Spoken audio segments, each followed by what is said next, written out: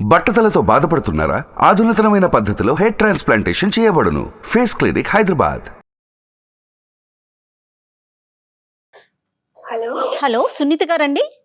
ఆ, అవునండి. మీరెవరండి? నేను జయానండి, అందమైన జీవితం ప్రోగ్రామ్ నుంచి కాల్ చేస్తా ఉన్నాను. చెప్పండి మేడం. యా, సునీత గారు మీరు మెయిల్ చేశారు.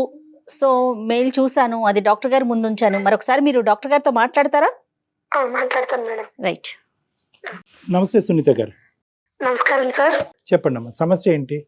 సమస్య ఏంటి అంటే నేను మా హస్బెండ్ తో జర్నీ చేయలేకపోతున్నాను సార్.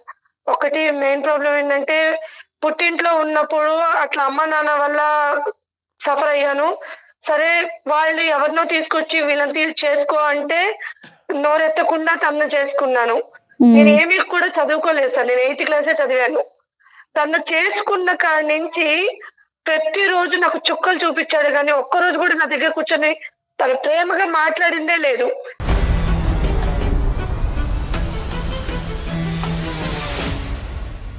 పైగా అనుమానం, కొడతారు, తను ఇష్టం వచ్చినట్టు చేస్తారు. హెరాస్మెంట్. ఏం చేస్తుంటాడమ్మా ఆయన? తను జాబ్ చేస్తారు మేడం, సాఫ్ట్వేర్. పిల్లలు ఉన్నారా? 2 పిల్లలు మేడం. Okay okay. ఏమన్నా అలవాట్లు ఉన్నాయమ్మా? అలవాట్లు అంటే అన్నీ ఉన్నాయి మేడం. ఏంటమ్మా అంటే వివరించమ్మా, అలవాట్లు అంటే ఎటువంటి అలవాట్లు? ఆ అలవాటు తర్వాత మీ మీద ఈ హింస, ఈ ఈ వైలెన్సా, లేదంటే అలవాట్లు లేనప్పుడు కూడా హింస? అలవాట్లు అంటూ తాగుడు పోతోనైనా భరించొచ్చేమో గానీ తిరిగిపోతోళ్ళని అయితే భరించలేదు సార్ ఎవరు కూడా.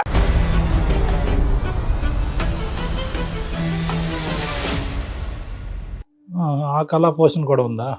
సరే. చాలా సునీత గారు, ఇంట్లో ఎవరెవరు ఉంటారు? మీ అత్తయ్య మామయ్య అందరూ జాయింట్ గా ఉంటారా? వాళ్ళు ఎవరు ఉన్నారు మేడం, నేను మా హస్బెండ్ మా పిల్లలు మాత్రమే ఉంటాం. Okay okay.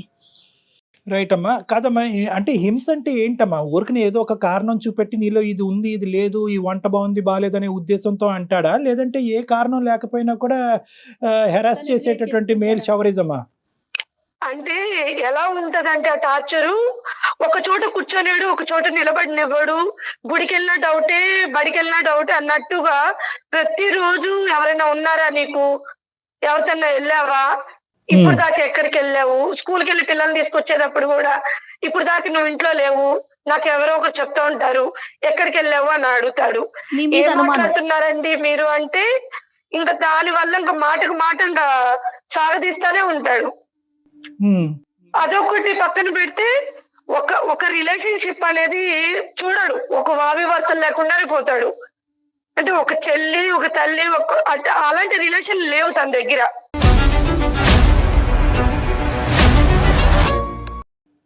అంటే ఏంటమ్మా? అంటే వాళ్ళతో రెస్పెక్ట్ గా ఉండడా ఏంటి మీ ఉద్దేశం? అంటే ఒక భార్య దగ్గర చేయాల్సినవి అన్ని ఆ రిలేషన్ దగ్గరగా ఉంటాడు. అంటే ఒక చెల్లి కావచ్చు, ఒక అత్త కావచ్చు, ఒక అక్క కావచ్చు, ఆ రిలేషన్ దగ్గర కూడా తను వెళ్తుంటాడు. అది కూడా ఎలా వెళ్తాడంటే నా కళ్ళ ముందే నా ఇంటికే తీసుకొచ్చి నువ్వు చూడు అంటాడు అనమాట.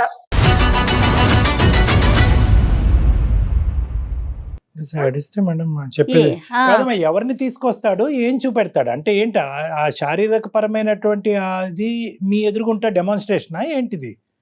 అంటే నేను చూడాలి, తను ఎలా ఉంటాడనేది నేను చూడాలి. నేను మానసికంగా నలిగిపోవాలి తన కళ్ళ ముందు. నేను నా ముఖం మీద నవ్వు అనేది ఉండకూడదు. ఎందుకమ్మా అంత కసి ఏంటమ్మా నీ మీద, అంత కోపం ఏంటమ్మా? అంటే పెళ్ళై ఎన్ని సంవత్సరాలు అయింది మీది? 10 years అయింది సార్. 10 years బట్టి ఇదే ప్రవర్తన, లేదంటే తాగి బుర్ర పాడయి ప్రవర్తన? మేడం ఇప్పటి వరకు నాకైతే ఇష్టంతో చేసుకున్నానా కష్టంతో చేసుకున్నానా అనేది ఇప్పటి వరకు చెప్పలేదు నాకు. నుంచి ఇదే ప్రాబ్లం నాకు. కాదమ్మా, అతనికి ఏమైనా బ్యాక్గ్రౌండ్ స్టోరీ ఉందా? కష్టం మీద నిన్ను చేసుకున్నాడా? ఆ తల్లిదండ్రుల మీద చూపెట్టినటువంటి కోపం అంతా నీ మీద చూపెడుతున్నాడా ఏంటిది? అంటే ఇప్పటికైనా నీకు అర్థమై ఉంటుంది కదా. ఇప్పుడు కారణం ఉండేటటువంటి కోపం అంటే కొంతవరకు అర్థం చేసుకోవచ్చు. కానీ ఇది ఏంటంటే ఈ విపరీతమైనటువంటి ధోరణి, శాడిజం వెనకట్ల ఏ కారణం లేకుండా జరుగుతుందా అంటే కనుక మాకే ఆశ్చర్యంగా ఉంది. అది నాకు కూడా తెలియట్లేదు సార్. తను నన్ను ఎందుకు ప్రాబ్లం ఇలా చేస్తున్నాడు, ఇలా చూస్తున్నాడు. అప్పటికి నేను చాలా సార్లు అడిగా, నా వల్ల మీకు ఏమన్నా ప్రాబ్లమా, నా వల్ల ఏమన్నా ఉంటే నేను మార్చుకుంటాను అన్ని కూడా తనకి కూర్చొని చెప్తాను సార్. మీరే అడిగారా? మీ పెద్దవాళ్ళు కూడా అడిగారమ్మా? ఎవరన్నా పెద్దవాళ్ళని ఎప్పుడన్నా ఇన్వాల్వ్ చేశారా? ఎప్పుడు లేదు సార్. ఇప్పుడు నేను ఈ పడుతున్న బాధ కూడా మా ఇంట్లో ఎవరికి తెలియదు. వాళ్ళ ఎందుకు ఇంట్లో తెలుసా పోనీ? వాళ్ళ ఇంట్లో కూడా తెలియదు మేడం. ఎందుకంటే నాకు తండ్రి చనిపోయాడు, అమ్మ కూడా నాకు కష్టపడి పెంచింది. ఇప్పుడు నేను ఇక్కడ పడుతున్న బాధలు నేను వెళ్ళి చెప్పాను అనుకోండి, ఇప్పుడు నా వల్ల నేను పడిందే కాకుండా మా అమ్మ వాళ్ళు కూడా పడతారన్న ఒక భయంతో ఇంతవరకు నేను ఏదే చెప్పలేదు. మరి అయినా కానీ పడుతూ ఎందుకున్నారమ్మా? అందరు ఆడవాళ్ళు చెప్పే మాట అదేనా? పిల్లల గురించి అండి, వాళ్ళ భవిష్యత్తు గురించి అండి, వాళ్ళకి అమ్మ నాన్న కావాలి అని అంటారు, అదేనా? అంతే సార్, పిల్లల కోసమే భరిస్తున్నాను. ఎంతకాలం భరిద్దాం అనుకున్నారు? ఇంకా శాడిజం చూపెట్టి రేపొద్దున ఏకో ఒక చెయ్యో తీసేయచ్చు. అప్పుడు అది నాకు అర్థం కాకే మిమ్మల్ని కన్సల్ట్ చేశాను సార్. సరే, ఈ బాధపడకండి, ఆడవాళ్ళు అనేటటువంటి మొదటి నుంచి ఉందమ్మా ఈ వ్యసనం అనేది? అంతకు ముందు ఎలా ఉన్నాను నాకు తెలుసు సార్. ఈ సంవత్సరాల నుంచి అదే చెప్పాను కదా. ఇప్పుడు నేను అతనికి భారీ స్థానంలో ఉన్నాను. మిగతా వాళ్ళు ఒక అక్క, ఒక పిన్ని, ఒక రిలేషన్ అంటే ఆ రిలేషన్ దగ్గరికి తను వెళ్తే నేను ఏ రిలేషన్ లో తనతో కాపురం చేయాలి?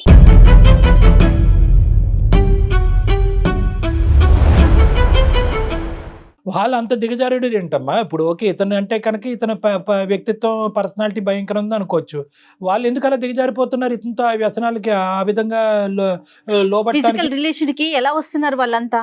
సరే, తిని దగ్గర కూడా చాలా డ్రామాలు ఉంటాయి. అంటే బయటకు వెళ్ళిన తర్వాత ఎలా చెప్తారంటే తను నాకు సపోర్ట్ చేయదు, తను నాతో ఉండదు, నా దగ్గర ఇంకా పడుకోదు.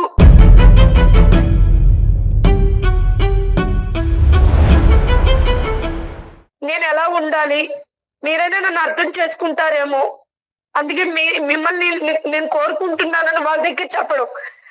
ఒక్కొక్కసారి ఏం చేస్తాడంటే నా ఫోన్ లో ఉన్న లిస్ట్ లో నా ఫ్రెండ్ సర్కిల్ తీసుకొని నాకు తెలియకుండానే వాళ్ళకి మెసేజ్ చేస్తున్నాడు.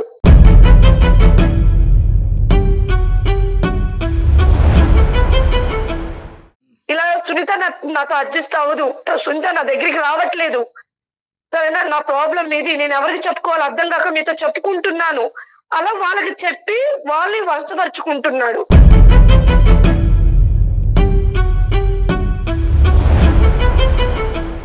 కాదమ్మా, ఇప్పుడు పిల్లల వరకు బాధ్యతలు తీసుకోవటం, స్కూల్ ఫీజులు కట్టడం, పిల్లల వరకైనా బాగా ఇంటి బాధ్యత. చూసుకుంటాడా? పిల్లలు ఉన్నారంటే ఉన్నారు సార్, అసలు వాళ్ళు పట్టించుకోవడం కానీ వాళ్ళు సరదాగా బయటకు తీసుకెళ్ళడం కానీ ఏమి చేయడు. మరి ఎందుకు తల్లి 10 ఏళ్ళ నుంచి భరించటం ఏంటమ్మా? ఎప్పుడో నిర్ణయం తీసుకోవాలి కదా నువ్వు, ఇంకా కానీ భరిస్తావా? సమాజం అనేది ఒకటి ఉంది కదా అదే, మేడం, అదే. ఆ సమాజం కోసం బతికాను. ఈ కథ విని అలసిపోయామమ్మా. ఈ సమాజం ఏది? ఆ సమాజం వచ్చి నీ మీద సిగరెట్ పీకలతోనో లేదంటే చెప్పులతో కొట్టేటటువంటి పరిస్థితి వచ్చినప్పుడు ఆ సమాజాన్ని వచ్చి ఆపమనండి. ఏదా సమాజం? రేపొద్దున ఆడపిల్లలు ఇద్దరు మనసులో ఎలాంటి ప్రభావం ఉంటుంది? వాళ్ళు పెరిగి పెద్దయి ఒక ఇంటికి వెళ్ళాల్సిన పిల్లలు కదా, రేపొద్దున పెళ్లి అంటే వణికిపోరు? కాదు, ఈ ప్రవర్తన పిల్లలు కూడా చూస్తున్నారమ్మా చూస్తున్నారు సార్ ప్రతిరోజు. ప్రతిరోజు. ఛీ, ఛీ. నా బాధ కూడా అదే, ప్రతిరోజు ఆ పిల్లలు అమ్మకేమవుతుంది అన్న భయంలోనే బతుకుతున్నారు.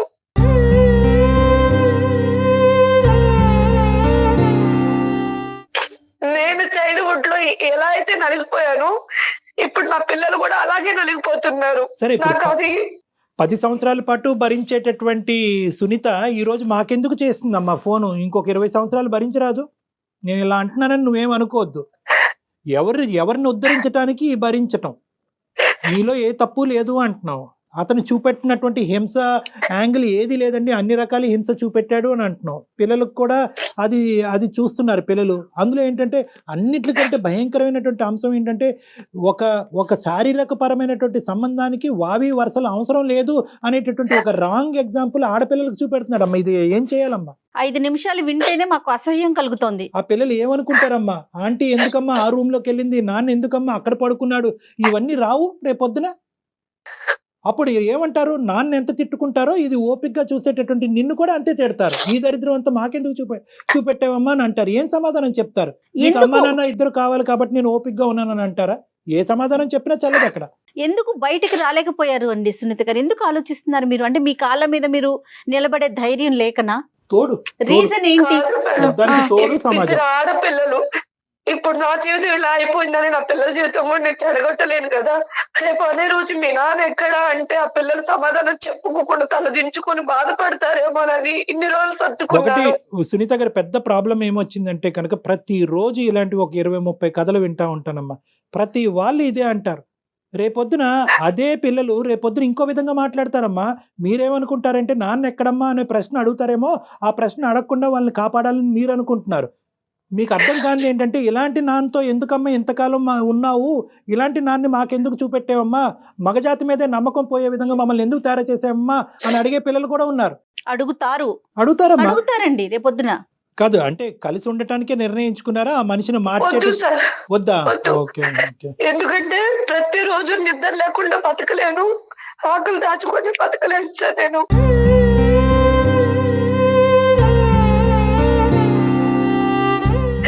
ఎందుకంటే నేను నిద్రపోతున్నానని అతను అనుకుంటాడు, కానీ నేను మేలుకొని అన్ని నా కళ్ళతో నేను చూసినప్పుడు నా గుండె ఎన్నిసార్లు బతలేదు అలా అనుభవించి నాకు మాత్రమే తెలుసు.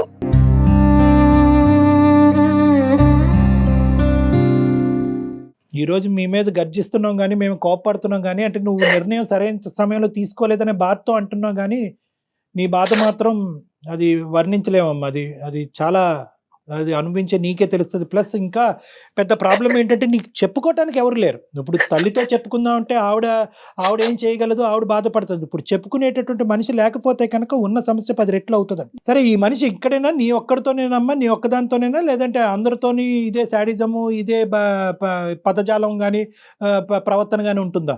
సార్ నేనంటే కట్టుకున్న పిల్లను కాబట్టి భరిస్తున్నాను Right. సార్. పెట్టుకున్న వాళ్ళు ఎవరు భరించారు కదా. అవును అవును అవును.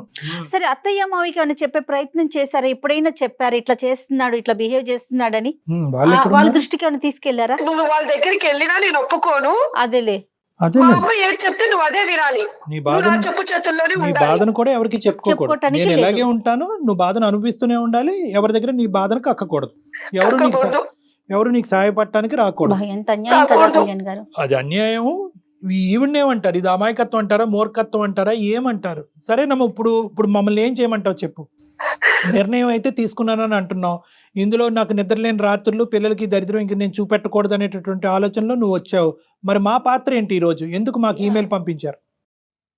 నాకు అతను వద్దు సార్. నేను చదువుకోపోయినా 4 ఇళ్లలో పని చేసుకున్నా నా పిల్లలు బతికించుకుంటాను. లేట్ అయినా లేటెస్ట్ గా వచ్చింది. ఓకే నాకు అతను వద్దు. ఓకే, నాకు అతని దగ్గర నుంచి నాకు విడాకులు కావాలి. దానికి ఒక అడ్వకేట్, మంచి అడ్వకేట్ ని చూసి మీకు మేము ఆ ఫోన్ నెంబర్ అది ఇస్తాం, దానికి సంబంధించి హెల్ప్ చేస్తాం. ఓకే, అందుకే మెయిల్ చేశాను మేడం. నాకు ఇంకెవరు లేరు కాబట్టి మీకు మెయిల్ చేశాను. మీరు చేస్తుంది కరెక్టో కాదో అనే ఒక కన్ఫ్యూజన్ లో ఏమన్నా ఉన్నారా? అదేమన్నా క్లారిటీ కోసం డాక్టర్ గారి సలహా తీసుకుందామని అనిపించిందా మీకు? అనిపించింది మేడం. Right right. తను చెప్పలేకపోతుంది పాపం తన బాధ. తన నిర్ణయం కరెక్టా కాదా అనేది తనకి. చాలా మంది ఆడవాళ్ళు మన దగ్గరకు వచ్చి, సార్ ఈ రోజుతో నేను డిసైడెడ్ సార్, ఇంకా అతను వద్దు దండం పెడుతున్నాను అంటారు. కట్ చేస్తే కనుక మర్నాడు వచ్చి సరే సార్ అతనితో కంటిన్యూ అవుతానంట. సో ఇప్పటికీ కూడా మీరు ఏం నిర్ణయం తీసుకున్నారు అనేది ఇప్పటికీ కూడా మాకు క్లారిటీ లేదు, బహుశా మీకు క్లారిటీ లేదు. ఇప్పుడు మనం కాల్ చేసినా కూడా ఇచ్చే స్థితిలో కూడా లేడు అనుకుంటున్నాను మేడం. నేను ఈ హింసాత్మకుడితో నేను ఉండకూడదనే నిర్ణయం తీసుకున్నా కాబట్టి ఫోన్ చేస్తే కనుక కొత్తగా వచ్చేటటువంటి ప్రాబ్లం ఏమీ లేదు. ఎత్తితే అదృష్టం. చూద్దాం, ఒకసారి ట్రై చేద్దాం. కలుపుతున్నాను sir. Right, okay. The person you're speaking with has put your call on hold. Please stay on the line. మీరు హలో హలో. సుమన్ టీవీ వాళ్ళకి దాంట్లో అందమైన జీవితం ప్రోగ్రామ్ కి నేను మెయిల్ చేశాను. దాంట్లో డాక్టర్ కళ్యాణ్ చక్రవర్తి గారు సైకాట్రిస్ట్, అలాగే జయ మేడం గారు కూడా ఉన్నారు. నా వర్షన్ లో నేను అన్ని చెప్పుకున్నాను. వాళ్ళు మీతో మాట్లాడతారంట. ఒకసారి మాట్లాడండి. నాతో ఏం మాట్లాడతారంట? ఏం మాట్లాడతారు వింటేను కదా తెలుస్తుంది. అయినా నువ్వు ఎందుకు వెళ్ళావు? ప్రోగ్రామ్ ఎందుకు వెళ్ళావు? నా కోసం నీకు తెలుసు కదా. పిచ్చి పిచ్చి వేషాలు వేస్తున్నా ఏంటి? ఇప్పుడు నాతో వాదించమని నేను అడగలేదు, నన్ను తిట్టమని నేను అడగట్లేదు. ఒకసారి వాళ్ళతో మాట్లాడమంటున్నాను. నువ్వు ప్రోగ్రామ్ ఎందుకు వెళ్ళావు అన్నా నేను ఫస్ట్. ఆవిడ రాలేదండి, రాలేదు. ఏం పేరమ్మా? అతని పేరేంటమ్మా? నమస్తే బాబు, నీ పేరు అడగలేదు. నీ పేరేంటన్నా? రమేష్ అండి. రమేష్, రమేష్ నమస్తే. నమస్తే అమ్మా. తర్వాత ఇంకా చాలా నమస్తేలు పెడతాం. మీరేం కంగారు పడకండి. ఆవిడేమి మాకు ఫిజికల్ గా మన ఆఫీస్కి రాలేదు. మీరెవరో కనిపించరు, ఆవిడ కనిపించదు. జస్ట్ మీ ఇద్దరి మధ్య జరుగుతున్న ఒక ఇష్యూని మా దాకా షేర్ చేసింది. తనకి ఏమి పాలుపోక ఎవరికి చెప్పుకోవాలో తెలియక దిక్కులేని పరిస్థితుల్లో కాదండి, ఉండి ఇది ఇంట్లో ప్రాబ్లం కదా, మా పర్సనల్ ప్రాబ్లం తీసుకొచ్చి ఇప్పుడు టీవీ ప్రోగ్రామ్ ఇవ్వడం ఏంటండి, అది అసహ్యంగా. పర్సనల్ ప్రాబ్లమే కాదనట్లేదు, అది పర్సనల్ గా తేలట్లేదు కదా, ఇక పర్సనల్ ప్రాబ్లం దాటి అది ఎప్పుడో పబ్లిక్ అయింది. పబ్లిక్ అవ్వటము, నేరాల పరిధులు దాటటము చాలా దాటేసిందండి. పర్సనల్ ప్రాబ్లం అంటే కనుక ఆవిడ బియ్యం తెమ్మంటే మీరు పప్పు తేవటం అనేది పర్సనల్ ప్రాబ్లం. ఇది అది కాదు కదా. ఆవిడ 10 సంవత్సరాల పాటు భయంకరమైనటువంటి హింసకు గురయ్యి ఎవరితో చెప్పుకోలేక ఒక బానిసలాగా ఒక భయంకరమైనటువంటి స్థితిలో 2 ఆడపిల్లలు పెట్టుకుని అక్కడ బతుకుతుంది. ఆవిడ చెప్పినటువంటి వర్జన్ కరెక్టా రాంగా అనేటటువంటిది ఫైనల్గా ఒకసారి తేల్చుకునేటటువంటి ఉద్దేశంతో చాలా మర్యాదపూర్వకంగా మిమ్మల్ని గౌరవిస్తూ రమేష్ గారు మీ వర్జన్ ఏంటో చెప్పండి అని రిక్వెస్ట్ చేస్తున్నాం. అసలు ఏం జరుగుతుంది ఇక్కడ చెప్పుకోవడానికి ఆవిడకి తల్లి లేదు, ఎవరూ లేరు. కాబట్టి అన్నీ మేమే అన్నట్టుగా ఆవిడ ఈరోజు మాకు ఫోన్ చేసింది, మేము ఆవిడకి ఫోన్ చేయడం జరిగింది, ఆవిడ చెప్పుకుంది. ఇప్పటికైనా ఒక కాసేపు సానుకూలంగా ఒక కూల్ వాతావరణంలో మర్యాదపూర్వకంగా మాట్లాడుకుందాం. ఇది తేల్చే అంశమా, తేల్చలేనటువంటి అంశమా? ఏం మాట్లాడతాం సార్, ఇది ఫ్యామిలీ విషయాలు కదా సార్. ఇలా వీధిని ఎక్కడం అనేది కరెక్ట్ కాదు కదా. అలా కాదు, వీధి ఎక్కలేదండి, ఇది వీధి కాదు. సారీ, మీరు ఆ మాట అంటే కనుక నేను ఖండిస్తాను. మీ భార్యకి మీకు ఇప్పటి వరకు ఎవరు మీ భార్యకి ఒక సలహా ఇచ్చేవాళ్ళు లేక ఆవిడ 10 సంవత్సరాల పాటు నరకాన్ని అనిపించింది. మీకు బుద్ధి చెప్పేటటువంటి వాళ్ళు ఎవరు లేక మీరు ఇలా విర్రవీగిపోతున్నారు. మీరు కొట్టడం వాస్తవా? వేరే స్త్రీలను తీసుకొచ్చి ఇంట్లో కొనకటం అనేది వాస్తవా? మీరు తాగి తందనాలు ఆడటం అనేది వాస్తవా కాదా చెప్పండి, బాధ్యతలు తీసుకోకుండా. ఈ 4 అంశాల మీద మీ వివరణ ఏంటో చెప్పండి. అవును సార్, చేసిన మాట నిజమేనండి, తప్పేమండి సార్. ఏంటి అది నాకు నా లైఫ్ స్టైల్ ఎలా ఉంటది, నాకు నచ్చింది, నేను అలాగే ఉన్నాను. కుక్క అండి ఆవిడేమన్నా కొట్టడానికి? కుక్కను కొడితేనే చంపేస్తున్నారు ఈ రోజుల్లో. కుక్క ఆవిడ ఎందుకు కొడతారు ఆవిడ? ఏమో సార్, మా ఇళ్లలో ఫస్ట్ నుంచి మా పరిస్థితి ఇలాగే ఉంటుంది సార్. ఆడవాళ్ళకి చనిపోయాం మేము అసలు. ఖచ్చితంగా మా కాలేజీ ఉండాల్సిందే సార్. మా నాన్నగారు, మా తాతగారు, మా అన్నయ్య గారు వీళ్ళందరూ ఇలాగే ఉన్నారు, నేను కూడా అలాగే ఉన్నాను సార్. రేపొద్దున మరి మీ పిల్లలకి పెళ్లిళ్ళు చేస్తే వాళ్ళ పరిస్థితి కూడా అలానే ఉంటే ఓకేనా మీకు? గుద్దుతారు ఓకేనా? సొందలేదు ఇస్తే నెత్తి మీద ఎక్కి నాట్యం చేస్తారు. ఎవరు ఆడవాళ్ళా? ఏం మాట్లాడుతున్నావయ్యా నువ్వు? సాఫ్ట్వేర్ వా? ఏం మాట్లాడుతున్నావు నువ్వు? ఏ కాలంలో ఉన్నావు? మా ఇంట్లో పరిస్థితి ఇలాగే ఉంటదండి. మీరు ఏమైనా ప్రత్యేకంగా ఉన్నారా? వేరే ప్రదేశంలో ఉంటున్నారా? మనుషుల మధ్య ఉండట్లేదు? తను అసలు నాకు ఇష్టం వచ్చినట్టు ఉండదండి, నాకు కంఫర్ట్ గా ఉండదు, నాకు నచ్చినట్టుగా నేను ఉంటాను అంతే. మీకు నచ్చినట్టుగా మీరు ఉన్నటువంటి వాయు వరుస లేకుండా జంతువులాగా ప్రవర్తించటమా? కాదు నాన్న, ఏంటి ఇది మా పద్ధతులు, ఇది మా ఆనవాయితీ, ఇది మా సాంప్రదాయం అంటే ఏంటి? పారంపర్యంగా వచ్చినట్టు ఆవిడ ఇంట్లో పద్ధతి సాంప్రదాయం కూడా అంతేనంట. మగాడిని చెప్పించుకుని కొట్టాలంట, అవసరం అయితే కనుక బూటకాలు కింద తొక్కేయాలంట. వాళ్ళ ఇంట్లో కూడా అదే సాంప్రదాయం అంటారు. అలా చేయకపోబట్టే మీకు 2 కాదు 3 కొమ్ములు ఉన్నాయి. కాదు, ఇప్పుడు కొట్టడం వెనకతలు సరే నువ్వు కొడుతున్నావు, ఇది సాంప్రదాయం, ఆడదాన్ని ఎక్కడైతే పెట్టాలో అక్కడ పెట్టకపోతే కనుక లేచి మన నెత్తి మీద శివతాండం చేస్తుందని ఏదో పెద్ద పెద్ద కబుర్లు చెప్తున్నావు. ఈ అమ్మాయి ఈరోజు ఒక తల్లిగా కానీ, ఒక భార్యగా కానీ, ఒక స్త్రీగా కానీ మీకు చేయనటువంటి ఒక్క అంశం ఈ 10 సంవత్సరాల్లో చెప్పు. ఏదో చేయట్లేదు అంటున్నావు కదా. 0.5% వేలెత్తి తప్పు చూపెట్టు. 0.5% వేలెత్తి తప్పు చూపెట్టు. సార్ నాకు నచ్చినట్టు ఉండదు సార్ అమ్మాయి. ఏంటో నచ్చటం గడుపుకుంటా? నువ్వు ప్రిన్సా? నువ్వేమన్నా పెద్ద రాజువా? ఏంటి నీకేంటి నచ్చాలి? ఎలాంటి భార్య కావాలి? నేను ప్రిన్స్ కాకపోయినా నా ఇష్టాలు అంటే నాకు ఉంటాయి కదండి. నేను బ్రతకాలనుకున్నట్టు నాకు భార్యగా సపోర్ట్ చేయాలి కదా. సార్ ఇది ఎలాంటోడు అంటే కనీసం మా నాన్న చనిపోతే కనీసం మా నాన్న చూడటానికి రాలేదు.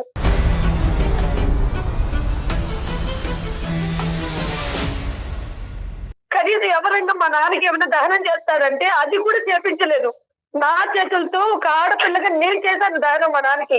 మీ తండ్రి దహనం వరకు గురించి చెప్తున్నావు. నువ్వు చనిపోతే వస్తాడేమో లేదు, ఫస్ట్ అది ఆలోచించుకో. పిచ్చిమోహన్, నువ్వు చనిపోతే కానీ, లేదంటే నీ పిల్లలు ఏమన్నా భయంకరమైన ఆరోగ్య పరిస్థితిలో చిక్కుకుంటే కనుక వాళ్ళ చావు బ్రతుకుల మధ్యన అది రాకూడదని నేను భగవంతుని కోరుకుంటున్నా. వస్తే ఈ మనిషి కనిపిస్తాడా, లేదంటే తాగుతూ వేరే ఆడదాంతో ఉంటాడు. మీ తండ్రి వరకు ఎందుకమ్మా? తండ్రి వరకు ఎందుకు తల్లి? ఎక్కడ తండ్రి అమ్మా, నువ్వు చూసుకో ముందు. ఆవిడ సంబంధించిన రేట్లకి నేను వెళ్ళను, తనకు తెలుసు నేను వెళ్ళను, ఇప్పుడే చెప్పేశాను. అలాగే మొన్న వాళ్ళ నాన్నగారు చనిపోయినప్పుడు నేను వెళ్ళను. మరి రేపొద్దున మీ ఇంట్లో ఏదన్నా జరిగితే? ఇంకేం లేవు మేడం. ఇంకా మీ ఇంట్లో ఏదన్నా జరిగితేనమ్మా వెళ్ళాలి మేడం. వెళ్ళకపోతే మళ్ళీ అదొక చుక్కలు చూపిస్తారు నాకు. అలా కాదు రమేష్, ఇవన్నీ ఒకెత్తు, చిచ్చి. ఇవన్నీ ఒకెత్తు. ఇంకా నేను కొనసాగటం కూడా నాకు ఇంకా అసహ్యంగా ఉంది. ఎందుకంటే నీలాంటి వాళ్ళకి కౌన్సిలింగ్ చేస్తే కనుక నేను పోయి ఎవరి చేతన కౌన్సిలింగ్ చేయించుకో. అది కాదు, ఇదంతా ఒకెత్తు. ఒక్క పాయింట్ నాకు చెప్పు, వావి వరుసలు లేకుండా వేరే ఆడవాళ్ళు ఎవరు మీ ఇంట్లోకి ప్రవేశిస్తున్నారు, వాళ్ళతో నువ్వు కులకటం ఏంటి? ఆ మాయదారి మొహాలకి వాళ్ళకి బుర్రలు లేవా, వాళ్ళకి భర్తలు లేరా ఏంటి? నీకు బుద్ధి లేదా? ఛీ ఛీ. వాళ్ళు ఎవరినైనా ఆ ఒక్కటి క్లారిటీ. సార్ నేను ప్రతిగా చెప్తున్నాను సార్, మీకు నా కొద్ది ఫీలింగ్స్ ఎక్కువ సార్. ఏ ఫీలింగ్? ఆ ఫీలింగ్ తిను నన్ను కరెక్ట్గా సపోర్ట్ చేయదు సార్, ఎంకరేజ్ చేయదు. నాకు నచ్చినట్టుగా నా ఇంట్రెస్ట్ తగ్గట్టుగా తను ఉండదు సార్. నీకు కుక్కనో పందునో తీసుకొచ్చుకోలేకపోయావా? ఒక కుక్కనో పందునో తీసుకొచ్చుకోలేకపోయావా? ఆడవాళ్ళు ఎందుకు? అలా ఎలా తీసుకొస్తాం సార్ మనుషులు? ఏం మాట్లాడుతున్నావు? ఇష్టమైన వాళ్ళు, రగిలిపోతుంది అసలు. నాకు నచ్చిన వాళ్ళు ఉంటారు సార్, వాళ్ళు నేను తెచ్చుకున్నాను. ఎందుకు నీకు తెచ్చుకున్నాను సరైనటువంటి సమాధానం పోలీసులు చెప్పాలి. ఈ అమ్మాయి బుర్ర బుద్ధి లేక ఈ అమ్మాయి ఇలా ఉంది, కానీ నీకు సరైనటువంటి సమాధానం పోలీసులు చెప్పాలి. లీగల్ గా నీకు శిక్ష పడాలి సార్. దానికి కూడా రీజన్స్ ఉన్నాయి సార్. తిను నా ఇంట్రెస్ట్ తగ్గట్టుగా ఉండదు. సో నా ఇంట్రెస్ట్ నచ్చిన వాళ్ళు ఉంటారు, నేను అలాంటి వాళ్ళతో ఉంటాను సార్. తప్పే ఉంది.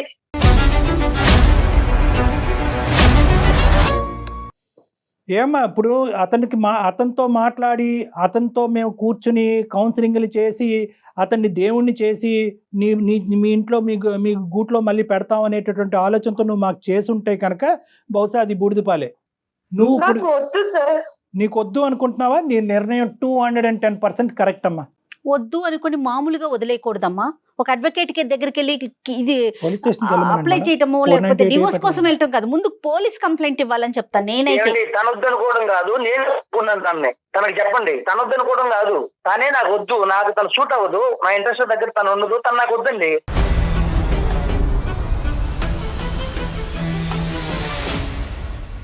ఇలా మెంటల్ది పిచ్చిదాన్ని చేయకముందే వద్దు అనుకుంటే కనుక ఆవిడ చూసుకున్న పిల్లలతో బతుకుండేది కదయ్యా. ఆవిడే వద్దా, పిల్లలు కూడా వద్దా? నువ్వేం తండ్రివయ్యా?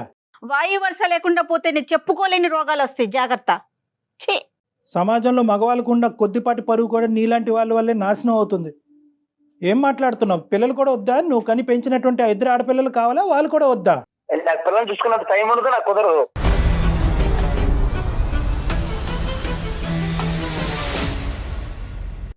రమేష్, చెప్పండి. నీకు కొన్ని సర్ప్రైజ్ రిటర్న్ గిఫ్ట్లు తొందరలోనే వస్తున్నాయి.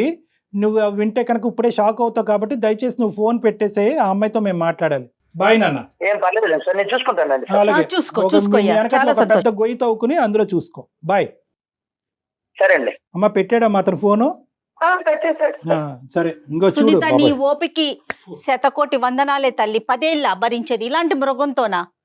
ఇప్పుడు తనకి ఏం చేయమంటారు? మీ సలహా ఏం చెప్తారు? లేదమ్మా, ఇప్పుడు ఇది మన పర్వ్యూలో లేదమ్మా. ఇప్పుడైనా కూడా నీ స్ట్రెంగ్త్ ని బిల్డప్ చేసుకో, నీ కాన్ఫిడెన్స్ ని బిల్డప్ చేసుకో. నువ్వు ఒక రాణి లక్ష్మీబాయి లాగా పోరాడవలసినటువంటి సమయం ఆసన్నమైంది. ఇప్పుడు పోరాడిపోతే ఎప్పటికీ నువ్వు పోరాడలేవు. నీ హక్కుల గురించి, నీ రైట్స్ గురించి నువ్వు పోరాడు. కేవలం డివోర్స్ పేపర్ మీద ఒక సంతకం పెట్టేసి పంపించద్దు. ఎందుకంటే అదే నాటకంతో అతను ఏమంటున్నాడు, తనిచ్చేది ఏంటి, నేనే ఇస్తానంటున్నాడు. అంటే నిన్ను ఎంకరేజ్ చేస్తున్నాడు. సింపుల్గా నువ్వు సంతకం పెడితే అతను సంతకం పెట్టేసి డివోర్స్ అవుతాయి. నో, ఇవి ఏవైతే కనుక లీగల్గా అతని మీద సెక్షన్స్ పడాలో ఆ సెక్షన్స్ అన్ని శిక్ష పడాలి. అతనికి బుద్ధి రావాలి. అతని నాలుక అతను ఖర్చుకోవాలి, జైల్లో కూర్చోవాలి. ఇవన్నీ కూడా ఉంటాయి. నెంబర్ 1 ఏంటంటే అంత ఈజీగా అతను ఆడపిల్లలు ఉన్నారు కదా కళ్యాణ్ గారు, అది భయపడుతున్నట్లుంది తను. నో, ఏం భయం లేవమ్మా, ఏం భయం లేదు. వాస్తవానికి ఏంటంటే కనుక నువ్వు నా మాట విను.